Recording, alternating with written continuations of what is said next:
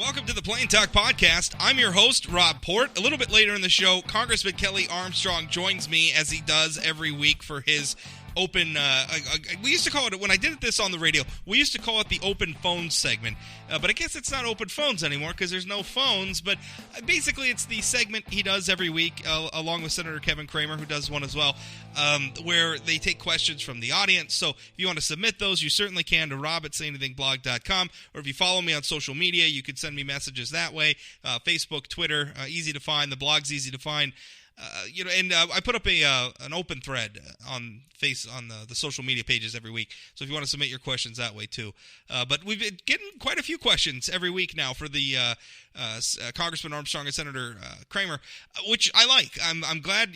I'm glad to have that time. Mostly, I get to talk to these people all the time, and I get to ask them questions all the time. So I would much rather defer to asking your questions because, frankly, there's a lot of good ones. I'm surprised every week at just the range of the policy area that we're covering, and a lot of times it's not just stuff that's in the headlines at the moment, although that stuff's not unimportant, but sometimes, you can just tell it's an area of policy that is important to them, that maybe affects their livelihood, and they've got some questions about it, and I'm glad to provide a platform for that. One thing we did talk about this week, and we also, I didn't get a chance to talk to Senator Cramer about it yesterday, but it is Senator Cramer's co-sponsor. He's an original co-sponsor of what's called the States Act. And the States Act is a bill, the acronym is STATES. The acronym is Strengthening the 10th Amendment Through Entrusting States Act, which you'll hear Congressman Armstrong and I joke a little bit. There must be a bureaucracy somewhere in the federal government where they sit around coming up with these acronyms. Anyway, the laundry list of senators who are backing this thing includes Republicans and Democrats. I mean, Elizabeth Warren is co-sponsoring this, along with Senator Rand Paul, along with Kevin Cramer. A.B. Klobuchar is on this, along with Lisa Murkowski. I mean, we're all over the ideological map when we talk about the co-sponsors here, which leads me to believe that this bill probably has a pretty good shot at passing, and I think that's a good thing for marijuana policy. Although you'll hear Congressman Armstrong point out there's still a role for federal government to play here. The states are creating a patchwork of marijuana policy, and we do need to think about, some of these industries that cross state lines, the banking industry, the insurance industry. A lot of these industries, they are regulated by the federal government, and they're going to be entering into an area of marijuana policy, and we're going to be talking about interstate commerce. The federal government's got a role to play, but that role should no longer be prohibition. And that's where, what they're doing with this legislation is the question of marijuana prohibition is going to be left up to the states. That's a good thing. And I want to talk about that on a larger scope because we spend a lot of time talking about how in the United States of America we're very polarized right now. Congress is paralyzed. We can't get anything done. Everybody, it's just a big pie-throwing contest, right? It's just a big soap opera. And I think a big contributing factor to that is the fact that the federal government does too much. It's too big. They've drilled down too far into public policy. And the problem is, in a country as diverse as America is, that's a problem. I mean, think about this. The cultural history, the social history of California, it's a much different place than North Dakota is. It's even a much different place than, New York is, right? I mean, there's a lot of parallels, and we're all Americans, but, California has a lot of influence from Asia, right? Over the years, they've had a lot of immigration from Asia. New York, a lot of the immigration came from Europe. I mean, those are two things that make it very differently. California, geographically, is very different from New York or even North Dakota or Illinois, for that matter. There's a lot of things that make these places different. There's a lot of things that make the people different. There's a lot of things that make the industry and the business and everything else different. And the problem is we spend a lot of time trying to pass one-size-fits-all policies for these diverse places from the federal government when we would be better off just letting the states decide. Now, we do need a federal government, right? Because, we need the federal government to facilitate. I don't want to set up a situation where we have like border checkpoints. If I want to go to Minnesota, I got to stop at the border checkpoint and have my, my car inspected or whatever. I don't want a situation like that. And so that's the role that the federal government plays, right? Regulating interstate commerce, making sure that that stuff flows in between the states, stopping the states from, like having trade wars on each other, right? Like Minnesota literally tried not so long ago, just a few years ago, was trying to implement what amounted to a tariff on coal-fired electricity from the state of North Dakota. They were motivated by a desire to make their state more green, and so they didn't want to have, energy that was powered by fossil fuels at the time, so they implemented this policy that amounted to a tariff, and the federal court struck it down because, hey, guess who regulates interstate commerce? Not Minnesota. Congress does. So I'm not anti-federal government, although remember during the Tea Party movement, our friends on the left were quick to deride, people who believed in the 10th Amendment. They were called tenthers and they were called secessionists and everything else. Well, the 10th Amendment, which, if you don't know, is the amendment to the Constitution, which says anything that's not, specifically assigned to the federal government by the Constitution is to be left to the states and to the people. It's a pretty good amendment, I think. And a lot of people think that that's the justification where the federal government has expanded well beyond its constitutional box. That's the amendment that says, hey, leave more of this stuff to the states.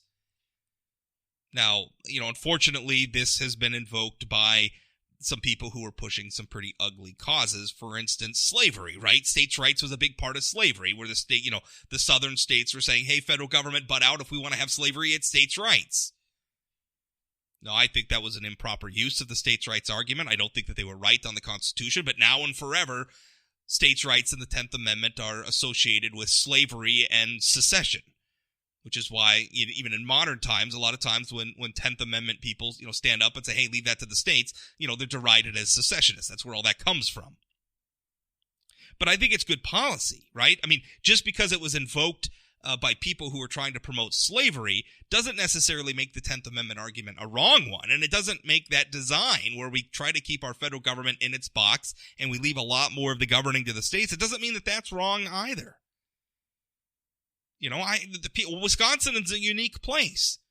And I generally think that a lot of the best policies that are going to be made for the state of Wisconsin are going to be made by people from Wisconsin. And maybe North Dakota's 2 senators and congressmen don't need to weigh in on that. Maybe that could just be left to Wisconsin. Now, if Wisconsin wants to do business with Minnesota and all the other states, maybe that's a federal matter. But, generally, I think this is a good thing. I'm glad that our friends on the left, at least when it comes to marijuana, are now embracing federalism, right? Because that's what this system of government is called. It's called federalism. And our friends on the left are beginning to embrace it. They're beginning to embrace what the 10th Amendment means when it comes to states setting their own policies on marijuana. This is a good thing. This is a step in the right direction. But let's start applying it to other policy areas, because here's the thing. We talk a lot about how powerful Washington, D.C. is, and all the lobbyists and all the fat cats and everything who line up, to throw their influence around in Washington, D.C., right? I mean, we talk about it so much, it's a joke. It's almost a cliche at this point. Well, if you want to take some of the wind out of that sails, if you want to drain the swamp, as it were, to use a colloquialism that's common in modern politics, well, why not drain the power out of Washington?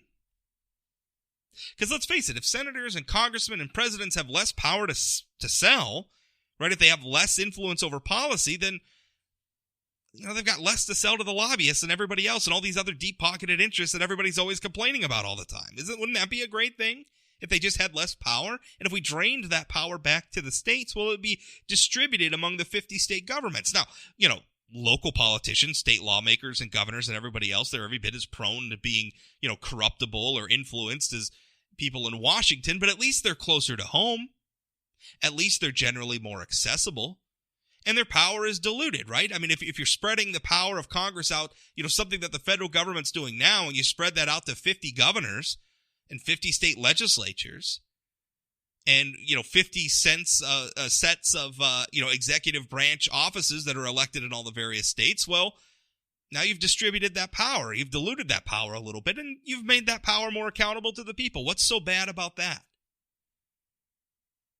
again, I think the problem is we are going to Washington, D.C., and we're trying to make one-size-fits-all policies for Californians and Alaskans and North Dakotans and West Virginians and Floridians. And the problem is that we just don't agree on a lot. We're different people from different places with different backgrounds. And we just don't see eye to eye on a lot of things. And hey, maybe that's fine. Maybe that's okay. And maybe Florida could just be Florida, and North Dakota could be North Dakota, and Oregon can be Oregon, and that's fine. And if you want to live in Oregon, well, you can go move there.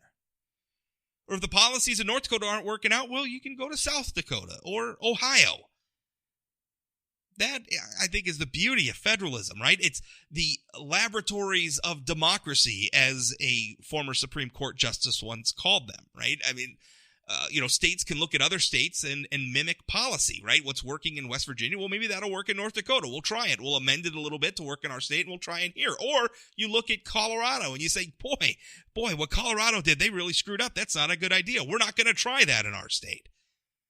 That's a beautiful thing, that federalism. Let's have more of it. Let's do more of it. Let's do more of it outside of the marijuana issue. I think our country would be better for it. Congressman Kelly Armstrong, up next.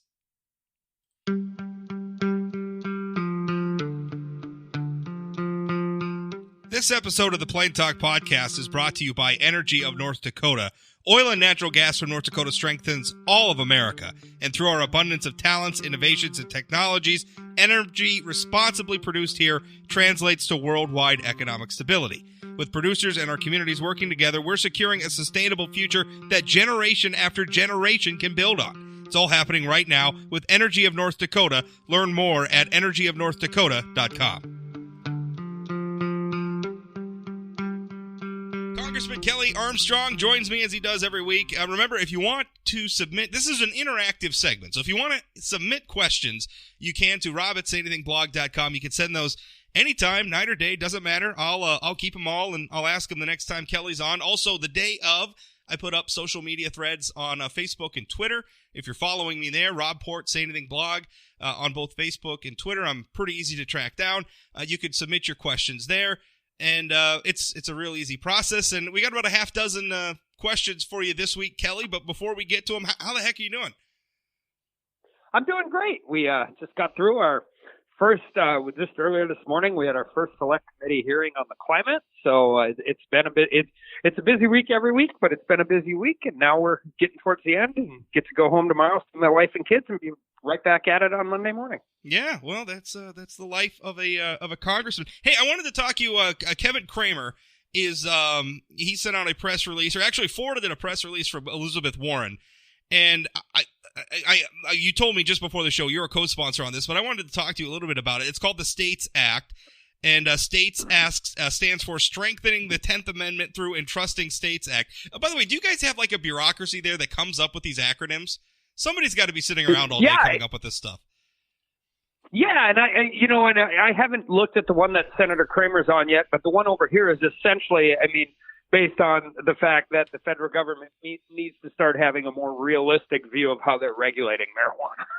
So, considering that at the federal level, it's still a class of Schedule 1 narcotic on par with heroin and methamphetamine, and yet we've allowed states all over the country to legalize it in various different forms. It's I feel like this bill's got a pretty good chance because I'm looking at the list. On the Senate version of the bill, you have Elizabeth Warren, Amy Klobuchar, Ron Wyden of Oregon, on the same bill as Kevin Cramer, Rand Paul, Cory Gardner from Colorado. That's a pretty broad spectrum of ideology, and they're all coming together on this bill to say, hey, why don't we just let the states set their own marijuana policy? To me, that's an indication. Maybe I'm assuming the House version is a separate bill. Are you guys? Is it the same over there? Just sort of a broad feeling that hey, it's time to let the states take the lead on this. Yeah, but we have to remember. I'm also leading a charge to ensure that from the Department of Education, we allow universities to do marijuana research, because that's the other part of this conversation. Because it is a Schedule 1 narcotic, that we haven't, any research funding that goes to universities from the federal government is not allowed to do marijuana, and we need to understand some of these things. I also have to state that there is still a role for the federal government to play. we just had a bunch of bankers in town from North Dakota, and their biggest issue was banking regulations regarding marijuana and medical marijuana, and the untenable situation it puts small community banks in for inadvertently potentially violating federal law because of how states have legalized marijuana all across the country. So the federal government still has a role to play, but it really should be based on how states have set their marijuana policy. So I agree with you. I mean, I don't blame the banks for being frustrated. They're operating in a legal gray area right now, and this is an emerging industry. I mean, this is going to be a big deal. You're bringing what is, by the numbers I've seen, it's in the black market. It's hard to measure, but I think most people would agree is a multi-billion-dollar industry, and the states are bringing it out of the shadow to one degree or another. Not all states have the same level. North Dakota, we've legalized medical marijuana. Places like Colorado have legalized full-on recreational marijuana. It varies from place to place, but this is a multi-billion-dollar industry. It's still going to be interstate commerce. Banks are going to want to get in on this, and I don't blame him. I don't blame them for one. This is a new frontier of business and entrepreneurship and commerce and why shouldn't they get to be a part of it as well? You're right. The federal government still has a role to play here, but I like bringing the states, allowing the states to set this. And I like this even from a bigger perspective, Kelly, because I feel like we should be doing this in more policy areas, having the federal government take a back seat, leave more issues to the states. Well, I agree with that, too. And I mean, this isn't even about where you come down on the marijuana issue. That ship has sailed, whether you agree with it or not. I mean, I think the federal government's not going to crack down on states for their marijuana policy at this point. So what we shouldn't be doing from the federal government is ostriching and sticking our head in the sand and pretending none of this is going on. I mean, and it's important because we have businesses that have to write different human resources manuals in 27 different states because they do business in 7 different states. And I mean, if you have a commercial truck driving license and you're driving from Colorado to Minneapolis, federal regulation has to be a part of that conversation. And we are really putting not only states and bankers and state regulators in positions, but also businesses that are doing business in more than one state. Right. Oh, and that's a pragmatic. I like federalism. I like the idea of states taking the lead, but also we've got to remember, we don't want to create a situation where doing business across state lines is hard, right? We've got such a patchwork of regulations and policies. I mean, it's really nice right now. You could hop in a car in North Dakota, drive to Florida. I mean, you could do all sorts of business. The state lines they're not that hard to cross, and that's the federal government's role, right? Is to tamp that down and regulate that interstate commerce. That's the proper role. Yeah, and I'll give you a perfect example of where this has to be a part of the conversation. Is you have a company in North Dakota that has somebody driving a truck from, like I said, from Colorado to Minnesota. Well, that's employed in Colorado. Well, if you test positive for marijuana driving a commercial truck, it doesn't really matter that Colorado says that's legal. You have insurance problems, you have safety problems, you have national highway. I mean, whether you agree with those things or not, the point is they exist. So we got to make sure we protect not only the state's rights to enforce their own laws, but also companies' rights to hire and fire people as they choose. I mean, if you like to smoke marijuana, you shouldn't have a commercial driver's license. That's just how it's going to be for the foreseeable future. Well, that does bring up a difficulty too, just in a practical matter. When it comes to something like alcohol, if you're a truck driver, you could crack a beer the day before, right? Have a beer with dinner or something the day before, sleep on it for 8-9 hours, wake up the next day, you're just fine, right? If you smoke a doob the night before, that's going to stay with you. Now, you may not still be inebriated the next day, but it's still going to be detectable in your hair, or however we're doing the testing. It's going to be detectable with you for a lot longer than alcohol, even though you may not be inebriated, right? To the point where you're still stoned. You're not stoned anymore, but the fact that you have marijuana in your system is still there. I mean, that's going to be a problem, right? We're going to have to figure that out. Yeah. And that's not just a problem. I mean, regulatory problem. It's actually a science problem because of how marijuana metabolizes in your system. So, I mean, you're exactly right. I mean, but as we advance, and that's one of the reasons we want to do research at universities so we can develop some of these programs. Right. I mean, marijuana, whether it's oils, whether it's medical, whether it's recreational, I mean, it's part of society right now, and we need to figure out a better way to deal with it. I mean, I don't support legalization. I hope we don't do straight legalization in North Dakota, but it's here. And so we need to continue. I mean, we need to be able to pass laws that people can actually function under. Yeah, well, I agree. And I support legalization. Mostly, I'm not interested. I think I tried it once in high school. I can admit that. But I'm not interested in it. Like, it's not something. But I'll tell you, lots of people are using it.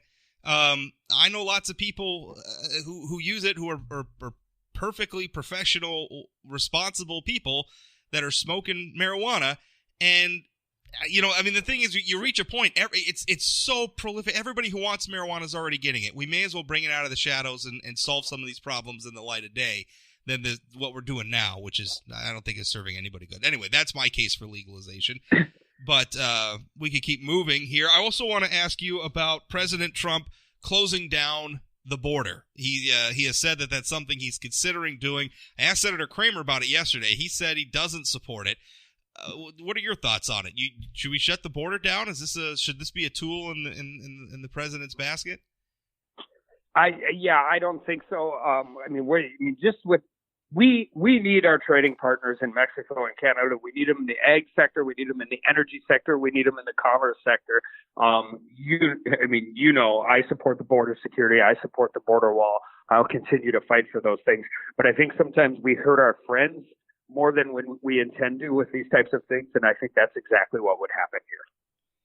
So I agree with you. I think that's the right position. But just playing devil's advocate out there for some people who might be supporting the president on this, they might say, listen, if we hurt Mexico economically, maybe that brings Mexico to the table to do something more about illegal immigration. I mean, isn't that the point, to have that leverage?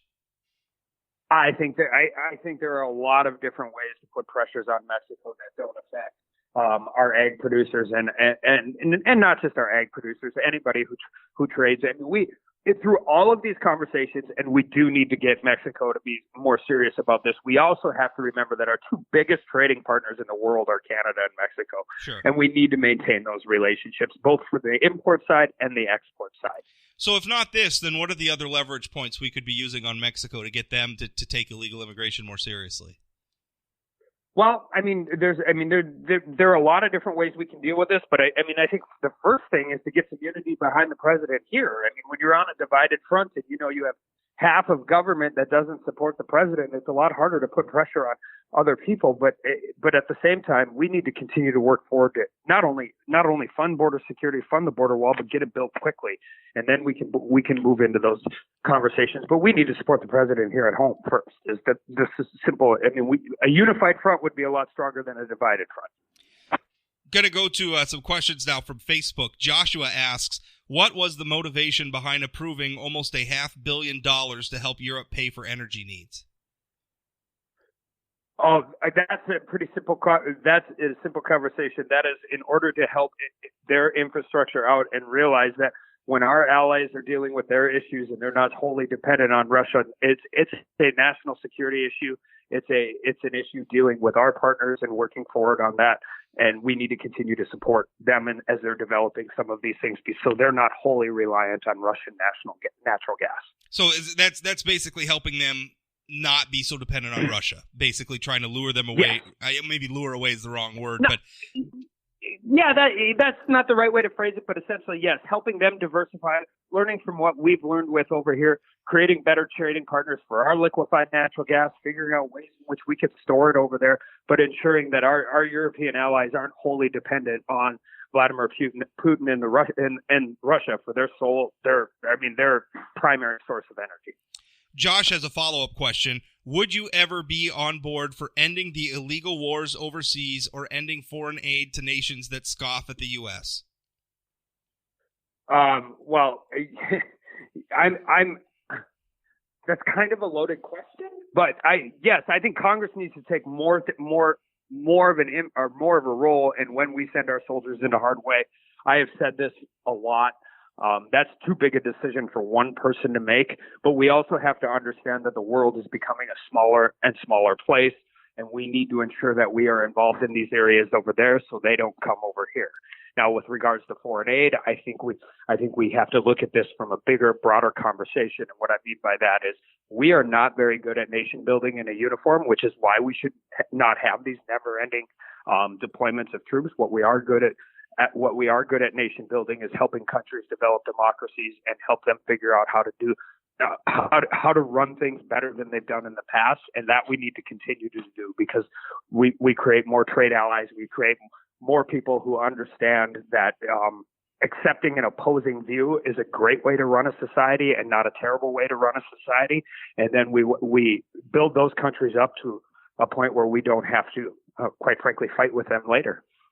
Zach asks, I understand your fellow GOP members on the Judiciary Committee not wanting to release the full Mueller report unredacted. However, why not work with those on the committee to receive the unredacted report yourselves and determine, outside of Barr's broad brush, what should truly be redacted before public release? I want as much of that Mueller report to be distributed as possible. What I think is going on, and it absolutely is, they're forcing the Attorney General into a position by issuing this subpoena right now where he has to choose which law to violate. Rule 6E of the Federal Rules of Criminal Procedure is very strict on what about grand jury testimony can be disclosed. That doesn't mean we're not going to ask courts to open it. It doesn't mean we're not going to do that. I actually agree with my colleague John Ratcliffe. Instead of subpoenaing the report, why don't we subpoena Bob Mueller and have him come in and tell us how he thinks the process should work? It's a political stunt at this point. We want as much of this report released as possible, but the pivot now has become they've invested 22 months in this collusion argument, and after the Mueller report has come out, it's pretty clear that there's no collusion. So the pivot is immediately coming to, if we release 98% of the report, they want to drive the narrative to the 2% that isn't released and redacted. And it won't matter if that's because it can't be according to law. It won't matter if it can't be because it's national security issues. That's not the point. They need to drive that narrative because they've been invested in it for so long. Why not have that report at least be public for the committee members so that they can look at it themselves and I guess judge how the AG is doing in terms of redacting? Is that a problem if it's even that limited of a release? Yeah, well, it's against the law. Rule 60 of Federal Rules of Criminal Procedure actually says you cannot release grand jury testimony to other government agencies. That's what the rule says. So by doing this and preparing this, also, I think, it's one thing if it's Nadler, it's one thing if it's Cummings, but you got Chairman Schiff, who's the one who's been promoting this for 22 months straight, and you want to give him an unredacted copy and trust his discretion on what gets released? I don't. I think it's been too politicized. But the bigger issue is we got to wait and see what Barr produces. And I'm hopeful. And my advice to anybody at the Attorney General's office would be: you release absolutely every single paper you can. And if you have a 50-50 call, you go with releasing it, not redacting it. But they have to follow the law. And once they get to that point, then they have to make the next steps. Nate via Twitter asks, why did he vote against the resolution in support of pre-existing condition coverage? What specifically does he think needs to be done for healthcare, if anything? Healthcare, we need to do a lot. We've also voted earlier to ensure that we do protect pre-existing conditions. But the reason we voted against that, it's a resolution. It's infringing on the president's authority to do what he wants, and it's trying to interject politics. The resolution did not do one single thing for healthcare. It just is another attempt by Democrats in the House to push something towards a president who they don't like. We need to cover pre-existing conditions, and we need to continue to work forward on healthcare solutions. And quite frankly, neither party down here is real serious about doing that. And it's going to come. It's been an issue since 10 years when Obamacare was put into place. Obviously it was an issue that cost Republicans elections in 2016 all across the country. And whether you're a Democrat or a Republican, we continue to not really truly try and tackle healthcare at our own peril. Nate has but this was a resolution. This did not do anything. Okay, so that you voted for it essentially because it was, voted against it essentially because it is meaningless. Yeah, and earlier in the year, Democrats voted against a motion to recommit that says we're going to cover pre-existing conditions. And I think that's probably what people's frustration in D.C. is as much as anything. We do these competing things that we know is never going to be law to try and prove whatever messaging point we can prove. Yeah. Nate has a follow-up question. He says, also, what is his position on wind turbines causing cancer, which is some comments, I guess, President Trump made. And I want to be clear because I want to read what he actually said. He says they say the noise causes cancer. So that's what he's saying. Is essentially the noise from wind turbines causes cancer. He's alluding to somebody saying that. What are your thoughts?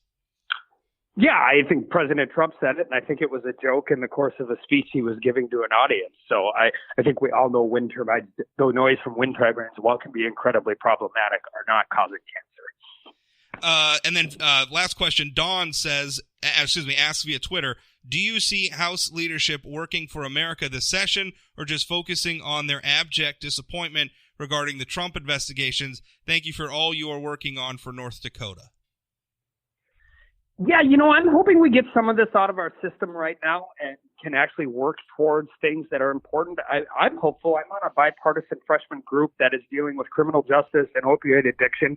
I think you're going to see some things move on those areas where there's been support in the past.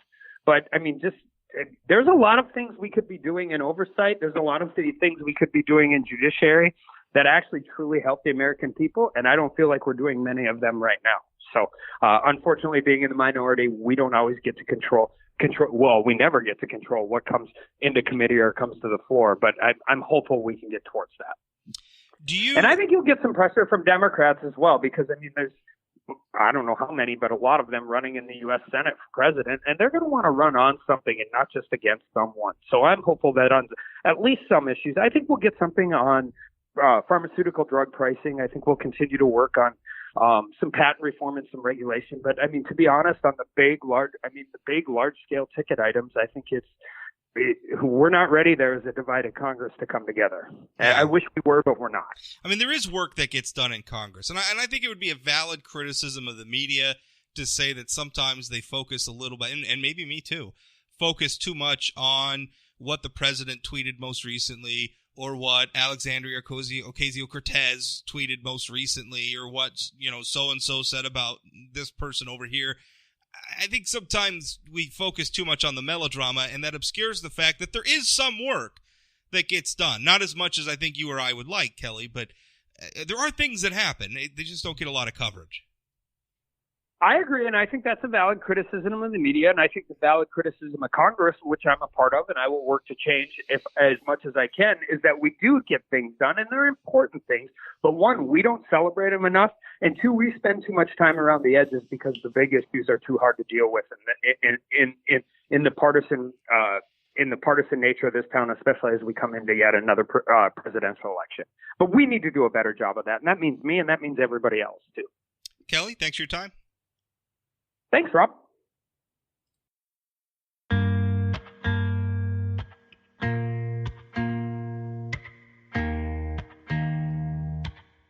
That's it for today's Plain Talk Podcast. A request, and I know I make this every episode, but it really does help if you would leave a rating or review for this podcast on whatever platform you're using. Maybe it's Apple Podcasts or iTunes, maybe it's Stitcher, I don't know. But if you would do that for me, it really goes a long way towards helping this show be recommended to other shows, all the different algorithms and everything. That stuff really helps. Thank you for everybody who's done it so far. I really appreciate it. If you would consider doing it, I would appreciate that as well. Just your honest feedback, how you honestly feel about the show.